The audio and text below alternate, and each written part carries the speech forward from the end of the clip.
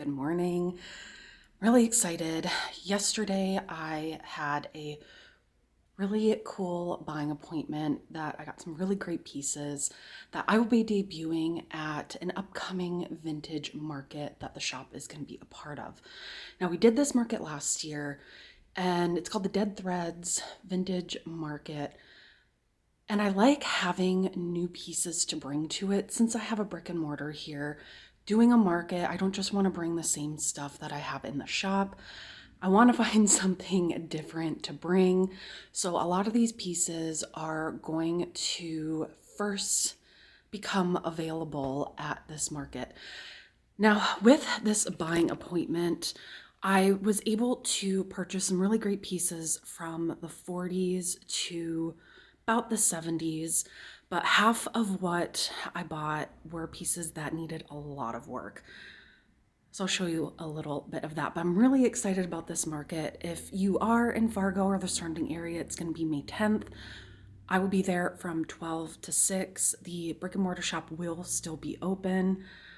But this will just be a fun time. You get to catch up with all of your neighborhood vintage shops that I know I don't get time to go and see them as much because we all have the same hours.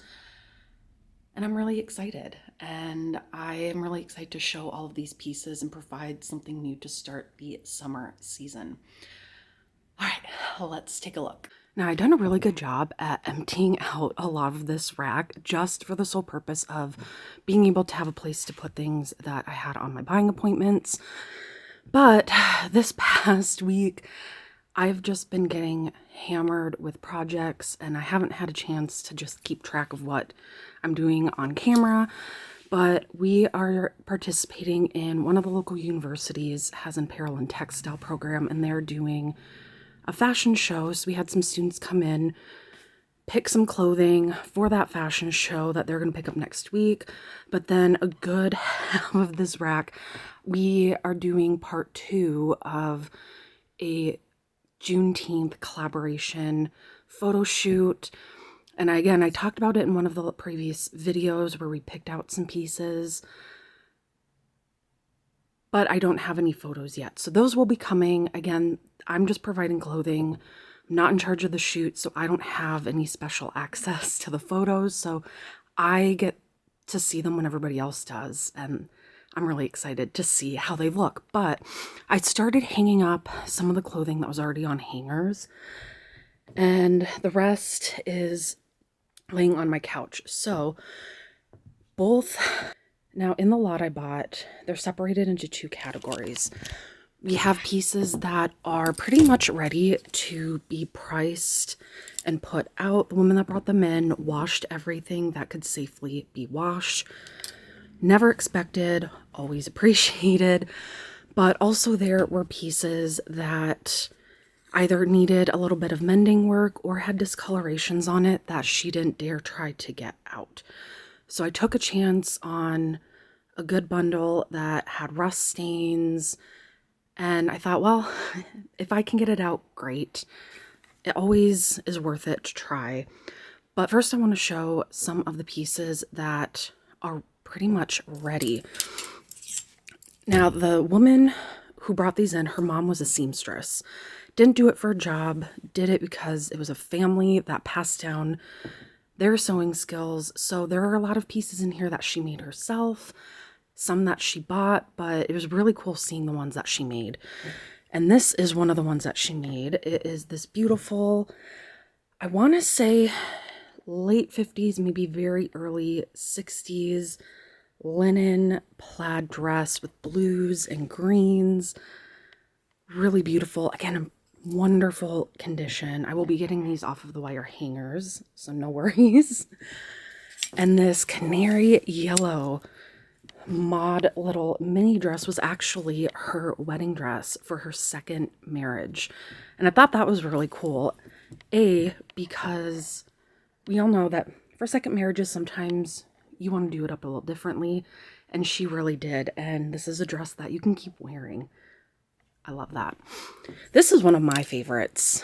It's this really killer lavender dress from, I believe it is the 70s. Brand, won't focus, but I think it says Carol of New York. So it could be late 60s, maybe early 70s. It's really beautiful lilac color. The buttons, I've been doing really well with these. I want to call it a dusty lavender color dresses because you don't see it very often. And it's really beautiful. It's a great size. So I'm excited to get that out. On camera, it does kind of look like a dusty rose, but I promise it's more of a lilac. Have this almost terracotta salmon dress from the 70s. And it's polyester, but because of the knit, it's really soft. It doesn't feel as coarse and bulky as you would typically expect a polyester dress. And again, another wonderful size. I've received over the past few months a few dresses that have these flutter sleeves, almost a little cape at the top. And because it's wedding season, people have been shopping for dresses for weddings, if they're in a bridal party, and the style has been really popular. It's flattering on everyone. So anytime I see these little flutter sleeves, that's an obvious yes. Now, sticking with this very buttery yellow theme. Oh, as I said that, I was running my hand down this dress, and I don't know if it will focus. That's almost stuck me. So before I go any further, I'm going to take that out. It's another word of caution for vintage. Watch for pins, especially if these are coming from a seamstress. But how cute is this? And these little scallop ties have this really beautiful flocking. I mean, if this is not the quintessential vintage summer dress, I don't know what is. And where that pin was, it left, there we go, a little bit of rust right there. Not a big deal, happens, but I'm happy it's more towards the bottom of the skirt. I really, really love this, and I know this one is definitely not going to last long. Now this one I had to hang up here and pin just so you could get a better look at it. But look at this 1970s tie-dyed purple halter dress. It's in this really beautiful batik print, linen. I mean, if I zoom in, you can just see how rich this tie-dye is. Now, the woman that brought it in said that this was actually the dress she wore for her high school graduation. And what I always love is, again, you wear things that you love and appreciate, and they never go out of style. I mean, this, again, is not a dress that's going to last very long. It's going to be really hard to keep these until the market, but as I'm filming this, it's April 25th. So the market is on the 10th of May. It's not too far away. Last year, I had a rack of clothing, a lot of cool halter tops, tank tops, terry cloth tank tops from the 60s and 70s that I held back, and they all sold at that market. So I want to keep something fresh for that, even though it's really, really hard. But I absolutely love this one, and I'm really excited for it to find its next forever home.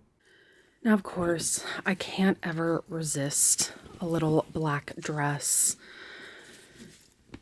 As any vintage seller will tell you, black dresses are hard sells. They're hard to photograph, and when you have them on a rack, they just kind of blend in. So these are dresses that the times I sell them, people are specifically coming in for a little black dress. But I love them, and even though they're not quick sellers, I don't care. This set, I believe the owner's mother made, has this really great Asian inspired little jacket, very simple black dress. It's kind of this heavier, kind of weighty cotton, and this really cute matching bow belt. Again, It's hard to really appreciate how beautiful these are until they're on a mannequin. And then this little one combines two of my favorite things, black and lace. And upon initial inspection, the lace looks like it's in really great condition. Have this little accent of a velvet ribbon right there. Really cute, really chic. I love it. Now here we're getting into some of the older dresses that are going to need a little bit of work, and actually I'm just going to keep hanging them up on this rack. A little bit easier. So this one is from the late 1940s, and I love how it has kind of this layered effect going up the front. Now this one I don't think had any flaws with it.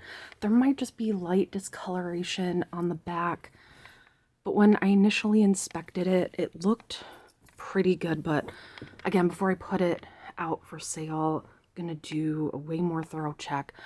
But what I love is that it, again, came with its original belt, and just look at how cool that is. I don't know, I just really love these belt buckles. But then you have these awesome buttons. I'm so excited. And these are really substantial buttons. Now, usually at these markets, I tend to try to bring pieces that are easier to just throw on, eyeball if they'll fit, things that are easy. I usually don't bring any older pieces. But to this specific one, the amazing Molly, who owns Lavenderland Vintage, she just opened up her brick and mortar here in Fargo, but she has an Etsy shop. She has such beautiful pieces, and she knows what she's doing when it comes to markets. I had a great talk with her this week, and she's done a lot of the vintage markets in the country. And she said that there were going to be some buyers coming from other vintage stores in bigger cities. Now, when you are a vintage shop in a smaller city like Fargo, it's often that we get shop owners and resellers in from, closest being the Twin Cities, Winnipeg, who come in and source different vintage. Typically, they don't try to haggle you on the prices, because I know my prices here typically mimic wholesale vintage prices in bigger cities.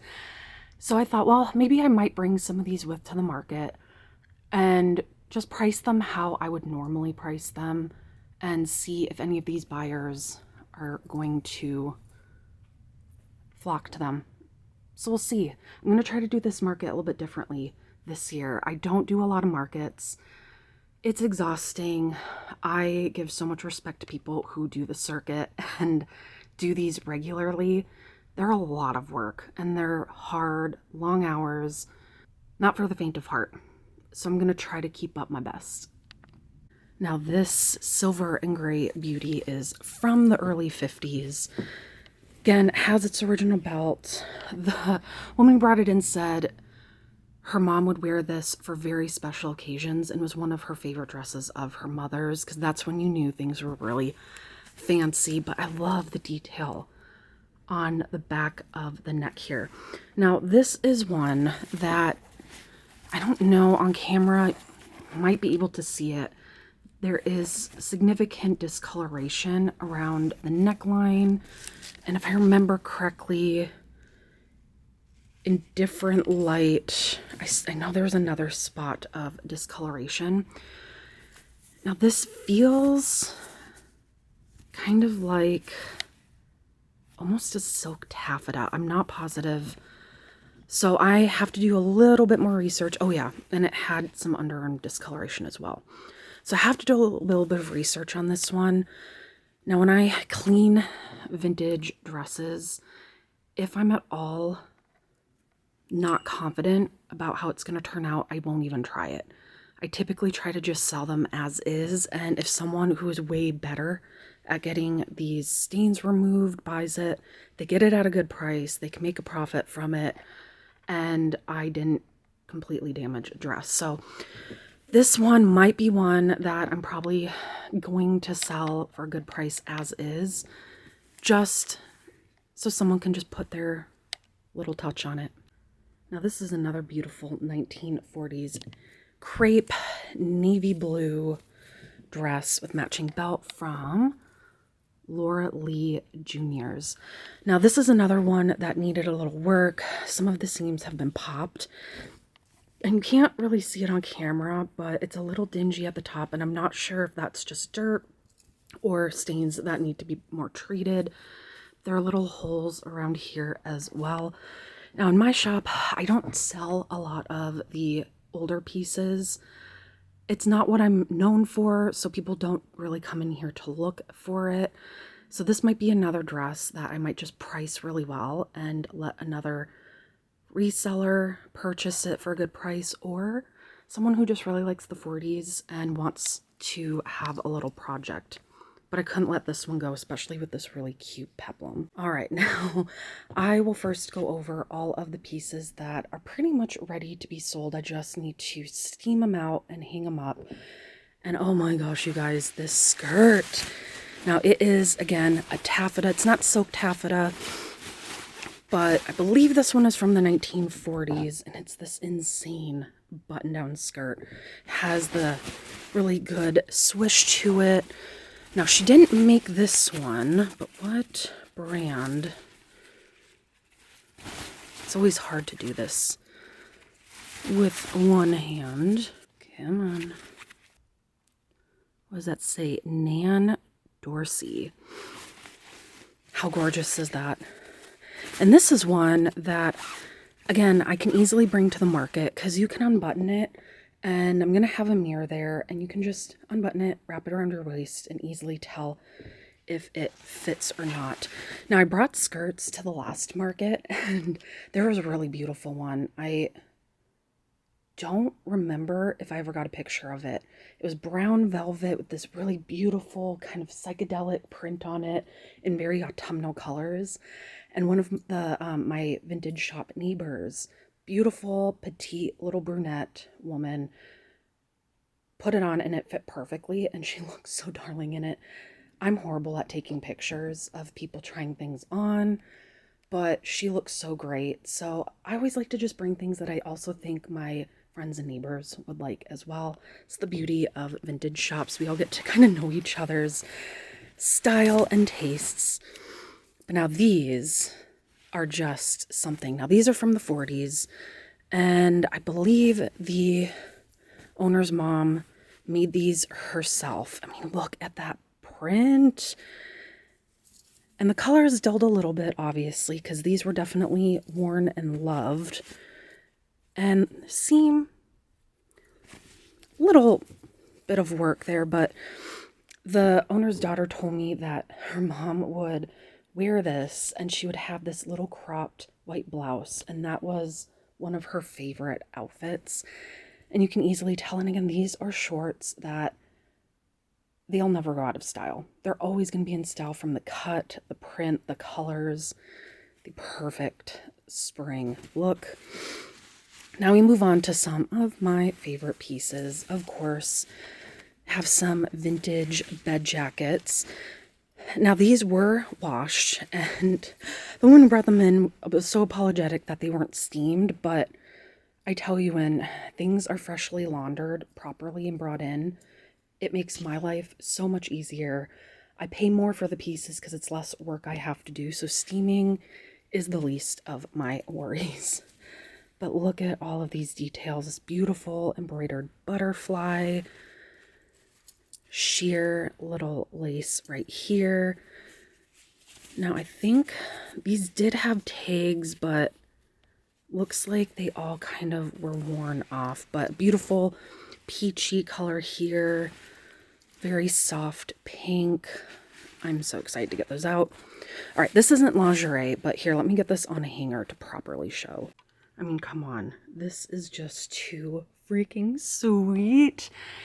Now, this, I believe, is a late 70s. It has this little kind of lined bodice at the top, ribbon, and string so you can adjust. But this maxi dress is just the epitome of spring and summer. I'm really excited to get these pieces out for the market. If they don't sell at the market, then they're definitely just going to sell in store when I bring them back. Ugh, I'm obsessed. And this is my favorite style. There were two tops I had gotten when I was in college, and I got a top that had beautiful cap sleeves, this ruched bust right here, and kind of flowy bottom, and I had this top in different colors. And so this style is really nostalgic to me, and it's been around for a while. And I'm just, can you tell how excited I am about this dress? It's not name brand or anything. It's just really freaking darling. Ugh. And just perfect for summer. Now, of course, got another beautiful little bed slip. Gorgeous, fiery red. Little ruching and rosettes at the bust. Now, I can't remember. Yes, this does have a brand. Let's see, what does it say? Pandora Lingerie. Ooh. It's a really nice brand, great condition. Again, pieces like this don't last very long. Very excited to get that up.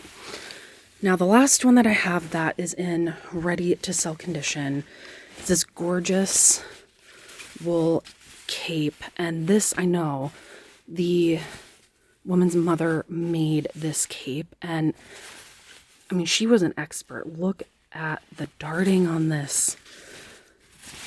Not quite the season for it, but I don't care. I absolutely love it. And it's lined. I mean, she really knew what she was doing. Ugh. Gorgeous. Now, finally, this pile over here are all the pieces that had significant issues to them. And I have to decide whether I want to try to fix them or sell them as is. Now, this one, I don't remember if she says she tried to wash this. I believe this slip is more from the 1940s. Again, that really nice, soft, kind of dusty lilac. Stunning embroidery. Here, let me zoom in on that. How gorgeous is that? Little eyelets. Absolutely gorgeous. But it does have some pretty significant staining. A little bit hard to see, but you can kind of see it right there. This one, I don't see any other condition flaws. It's just that discoloration. So this one I'm definitely just going to try to wash myself. If I can't get those to budge, again, I'll just sell it as is. And we have these two, they call them can skirts. I just call them petticoats. Tomato, tomato. But this one, oh, this piping. So the little details I get really stuck on. Now this, the hem is a little shattered. Get this strap out of the way. So it needs to be reworked. And this one, the elastic is shot. But honestly, I feel like I'm just going to sell these as is. Super cheap.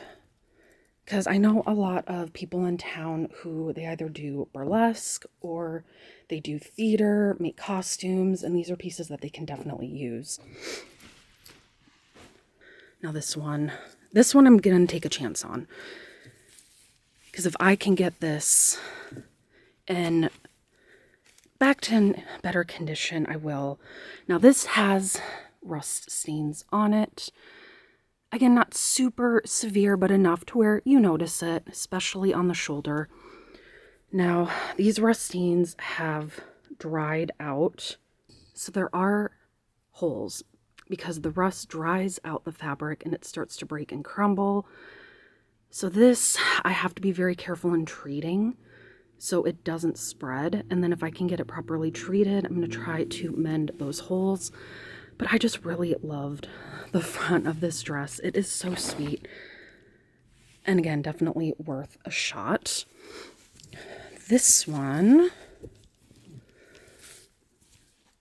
is from the 40s as well. Really heavy, kind of like a cottony, almost like a polished cotton. It feels like it's very sturdy. But this one has a lot of flaws to it. It has holes, lots of rust. But the fabric is still really good. So again, this one's definitely worth saving. But I'm pretty sure I'm not even going to try to do it myself. Again, I'm going to sell it as is. And I know a really great costumer or theater department's going to be able to work wonders on it. Finally, we have this bridesmaid's dress. Now, in person, it's, I think, a really, really light chartreuse. Doesn't come across as well on camera, looks a little muddy. This is a really long, substantial dress, and it's this polished, sheer, starched linen almost. But what I loved about it were the little scalloped edges of the bust. Now, obviously, this one has a lot of underarm discoloration. That is a very hard thing to get budged. But again, totally worth a try. Well, 'tis the season for more buying appointments, and I was pretty conservative with this one, but got a lot of really great pieces. I'm excited to get them ready for the market. Now, if you're watching this and you live anywhere near the area, I would love to see you at that market. Again, I'll be there Saturday, May 10th. It's at Brouhaha event space here in Fargo, North Dakota. I'll be there from 12 to 6. So I would love to see you. And I'm excited. I'm excited to see what else I get in the meantime that I can add to it. But if you can't make it to the market, I still will have my brick and mortar shop open that day. So no fear. So I'm just going to slowly get these going, get back to some projects, and hopefully you'll see me again soon with another little vintage haul. Thank you so much for watching, and we'll see you again soon. Bye.